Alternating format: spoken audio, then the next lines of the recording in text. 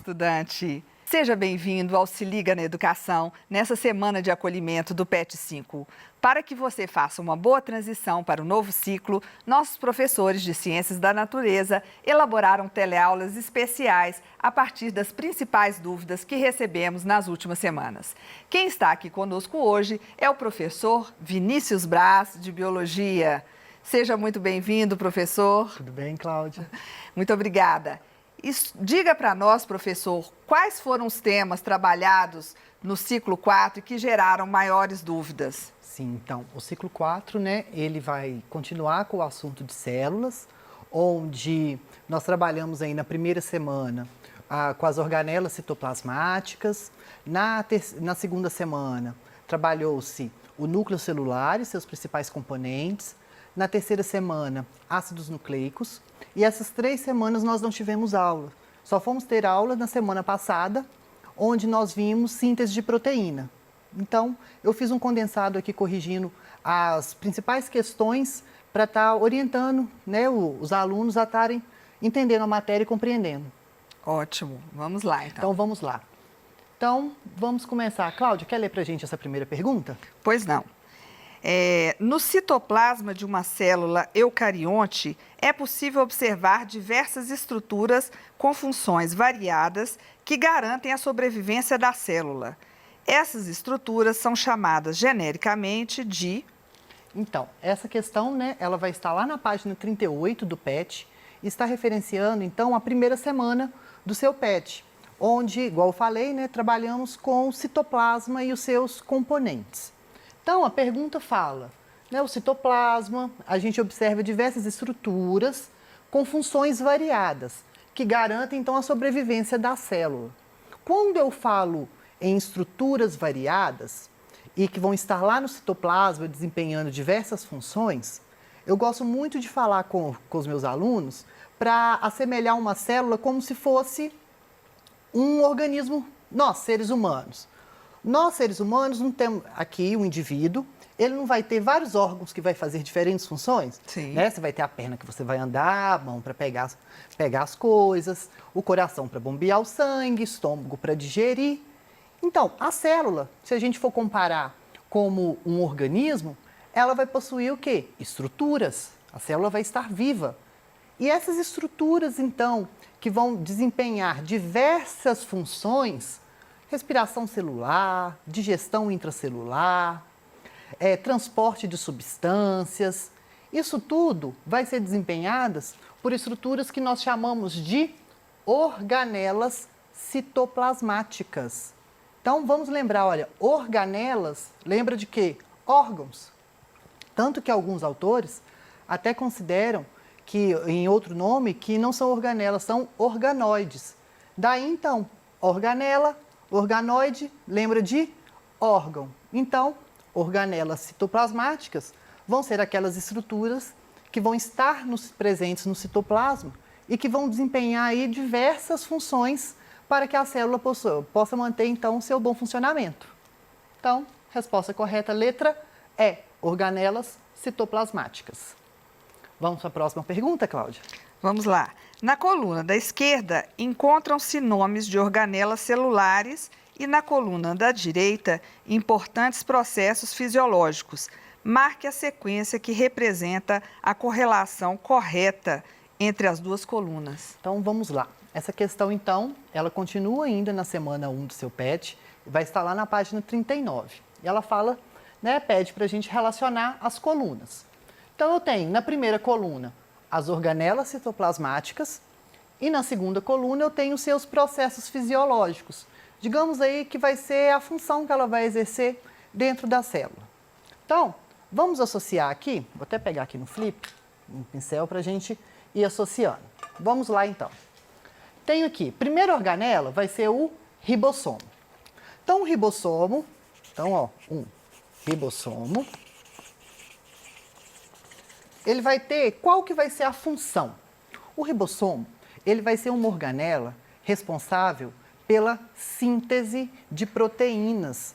Nós vimos na aula da semana passada, quando nós falamos sobre a síntese de proteínas, a síntese de polipeptídeos, que o ribossomo ele tem um papel muito importante quando ele vai fazer essas proteínas, essa cadeia polipeptídica. Então, a função dele vai ser síntese proteica, que vai estar aqui, ó, na letra C. Então, um ribossomo tem a função de síntese proteica. Então, é relacionado à letra C. Então, 2. A segunda organela vai ser retículo endoplasmático. Tá? Então, ó, retículo endoplasmático. Nome grande. Vamos lá. O retículo endoplasmático, ele pode ter 2 tipos na nossa célula. O retículo endoplasmático liso ou agranular e o retículo endoplasmático rugoso ou granuloso. Eles vão desempenhar funções diferentes.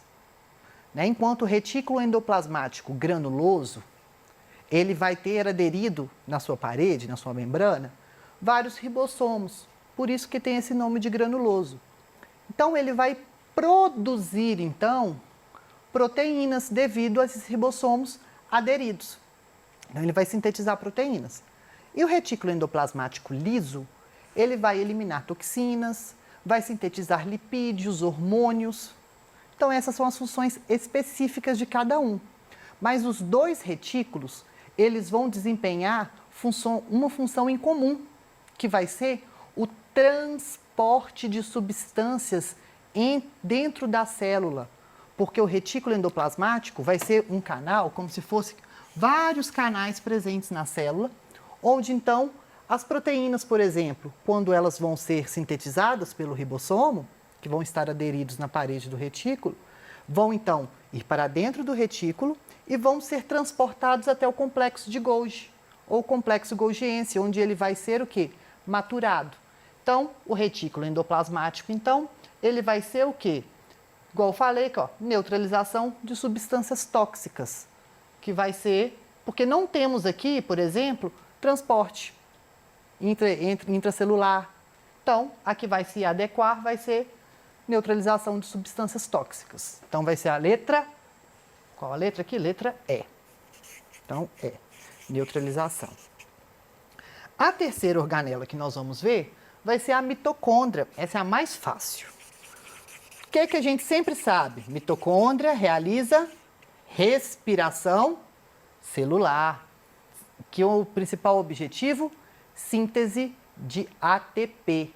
E aí eu vou dar um spoiler aí do PET 5 para vocês, que nós vamos trabalhar com a respiração celular no PET 5. Então, é muito importante a gente compreender a estrutura e a função da mitocôndria. Então, vai ser a letra A. Síntese de ATP. 4. Lisossomos. Lisossomos vão ser vesículas, responsáveis, então, em realizar a digestão intracelular. Os lisossomos, eles vão possuir enzimas digestivas que vão degradar macromoléculas em moléculas menores. Por isso que a gente fala, então, que vai ser a digestão intracelular. Letra D. Então, digestão. D de digestão. E aqui, o complexo de Golgi. Complexo de Golgi. Qual que sobrou aqui, então? Que vai ser formação de grãos de secreção, que vai ser a resposta correta, letra B. Então, formação de grãos de secreção. Feito isso, então, a gente vai para as alternativas. Associamos, então, as organelas e as suas funções. Então, qual que vai ser a sequência correta? 1, C, 2, E, 3, A, 4, D e 5, B. Alternativa correta, letra C. Então, aqui eu tenho comentário de cada uma que eu falei, o porquê que está errada. Alternativa correta, letra C. Vamos à próxima pergunta, Cláudia? Vamos lá. Essa questão veio da Sesgran Rio de Janeiro. Dos constituintes celulares a seguir relacionados, qual está presente somente nos eucariontes e representa um dos critérios utilizados para distingui-los dos procariontes? Boa pergunta. Essa questão ela vai estar relacionada com a segunda semana do seu PET e vai estar lá na página 43, onde nós vamos falar do núcleo celular. Então, a questão ela está pedindo para a gente identificar, né, qual estrutura, né, dos constituintes celulares vai estar somente nos eucariontes e é um principal critério para diferenciar os tipos celulares. A gente vem falando muito disso desde as nossas primeiras aulas e a gente fala muito também desde o 7º ano, que vai ser, nós temos 2 tipos celulares, onde uma vai ser uma célula, onde vai possuir um núcleo individualizado, o famoso ovo frito, né, que todo mundo conhece. E aqui nós temos então as organelas. O outro tipo de célula, ele vai possuir o quê? O seu material genético solto no citoplasma. Estão lembrados? Uma célula vai ser a célula eucarionte, que vai ser essa que vai possuir o quê? O núcleo individualizado. Então, uma célula eucarionte. E aqui nós temos uma célula procarionte, que não vai possuir o núcleo individualizado. Quando eu falo em núcleo individualizado, significa que o material genético ele vai ser envolto, então, por uma membrana de constituição semelhante à da membrana plasmática, o que nós chamamos de carioteca, ou membrana nuclear. Então, a nossa alternativa vai ser o quê? A alternativa D, envoltório nuclear, carioteca, membrana nuclear, todos estamos falando da mesma estrutura. Então, alternativa D, envoltório nuclear. Vamos para a próxima? Número 1 aí. São exemplos de ácidos nucleicos. Então, essa daqui nós já pulamos então para a 3ª semana, que essa atividade vai estar lá na página 48 do seu PET, onde falaremos sobre os ácidos nucleicos, que vão ser DNA e RNA. Então, aqui, pergunta, quais são os exemplos de ácidos nucleicos? Proteínas e lipídios? Não, nós vimos isso no PET 1, Constituição Química dos Seres Vivos. Então, a alternativa correta é a letra B, DNA e RNA, que são compostos, que são os ácidos nucleicos. Próxima pergunta, Cláudia, por favor. 3. Os nucleotídeos são monômeros que formam os ácidos nucleicos. Analise as alternativas abaixo e marque aquela que cita os componentes básicos de um nucleotídeo. Então, vamos lá. Essa daqui é super importante para a gente verificar essa questão. Todo ácido nucleico, ele é formado por monômeros, são unidades pequenas onde vão se agrupar e vão formar uma macromolécula. Lembram lá dos carboidratos, lembram das proteínas? Então, ácidos nucleicos são formados de monômeros, que são os nucleotídeos. Todo nucleotídeo, ele vai ser formado da seguinte estrutura. Um fosfato, que vai ser ligado a uma molécula de um carboidrato, que vai possuir 5 carbonos, que nós chamamos de pentose, tá? Que vai ser ligado a uma base nitrogenada. Então, isso daqui é a estrutura básica de um nucleotídeo. Então, como eu falei, nucleotídeo é um monômero que um conjunto de nucleotídeos vão formar o quê? Um ácido nucleico, tá? Então, eu tenho fosfato, aqui eu vou ter a pentose, tá? Que vai ser o meu carboidrato, e aqui eu vou ter a minha o quê? Base nitrogenada. Então, as alternativas lá estão pedindo que, para analisar as sequências abaixo, marca aquela que cita os componentes básicos de um ácido nucleico. Uma ribose, um grupo fosfato e uma timina. Então, uma ribose seria uma pentose, grupo fosfato e uma timina. Só que essa timina, todo o ácido nucleico vai ter e todo o ácido nucleico vai ter uma ribose? Não. Por quê? A pentose, ela pode ser uma ribose. Se for uma ribose, ela vai estar relacionada ao RNA. Daí o nome, ácido ribonucleico, por conta da ribose. E se ela for uma, ao nome grande, desoxirribose. Então, se for uma desoxirribose, vai ser o quê? O DNA, ácido desoxirribonucleico. Então, nem todo ácido nucleico ele vai possuir a ribose, como pentose. Uma pentose, ótimo. Uma base nitrogenada, perfeito. E um grupo fosfato. Então, a alternativa correta vai ser a letra B. Porque vai ser uma coisa genérica, presente em todos. A partir do momento que eu especifiquei aqui ribose, ou no caso da base nitrogenada, uma timina, eu vou estar relacionando, então, somente a um grupo específico. Próxima pergunta, por favor, Cláudia.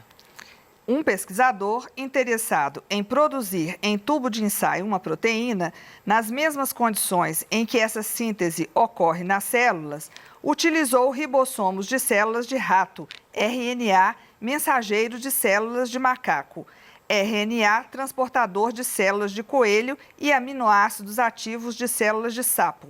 A proteína produzida teria uma sequência de aminoácidos idêntica à do... Então, ótima pergunta. Olha que interessante. Deu até um nó aí na cabeça, né? Utilizei RNA de vários animais aí. Rato, sapo, coelho, macaco. Vamos lá. Primeira coisa que eu falo quando uma questão é complexa assim, a gente vai separar. Vamos identificar o que está falando. Então, um pesquisador é interessado em produzir uma proteína nas mesmas condições que a síntese ocorre nas células. Utilizou ribossomo, então, do rato. Então, vamos anotar aqui, ó. Ribossomo vai ser do rato. Aí depois... RNA. Isso, RNA mensageiro de células do macaco. Então, RNA mensageiro do macaco. Qual mais, Cláudia? RNA transportador de células do coelho. Do coelho. Então, o RNA transportador de coelho. Isso. E os aminoácidos ativos de células de sapo. Então, os aminoácidos de sapo. Olha que interessante. Então, eu quero saber, a proteína traduzida teria uma sequência de aminoácidos idêntica à do. Vamos lá. Toda proteína, ela vai ser sintetizada no ribossomo através da informação presente no RNA e que quem mandou essa informação foi o DNA. Bagunçou, mas vamos lá. Vamos fazer então do começo. Eu tenho, vamos lembrar da aula, DNA, ele vai ser o quê? Transcrito em RNA mensageiro. Esse RNA mensageiro, ele vai ser traduzido em proteína. Onde essa proteína ela vai ser feita no ribossomo e que quem vai carregar os aminoácidos vão ser o RNA transportador. Então, raciocinem comigo. Se eu utilizo o aminoácido do sapo, a proteína vai ser aminoácido do sapo. Mas o aminoácido do sapo não tem nenhuma diferença para o aminoácido nossos seres humanos. Ali está tudo em um código genético. Lembra a sequência de bases? Os códons. Então, a Vinis RNA transportador do coelho, ele só vai transportar o aminoácido. Mas quem que manda é o DNA. Então, o DNA, eu não tenho aqui ninguém falando de nenhum animal DNA de qual que é. Mas o RNA mensageiro, ele pegou a informação de quem? Do DNA. Então, ele que vai ter o quê? A mensagem original para fazer essa proteína.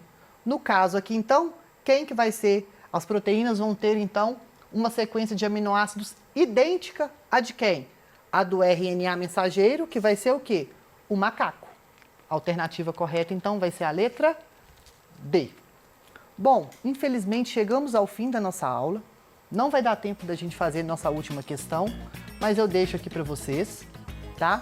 Espero vocês, então, no Tira Dúvidas. Se tiver alguma dúvida, mande para a gente e vejo vocês na primeira aula do PET 5. Até mais!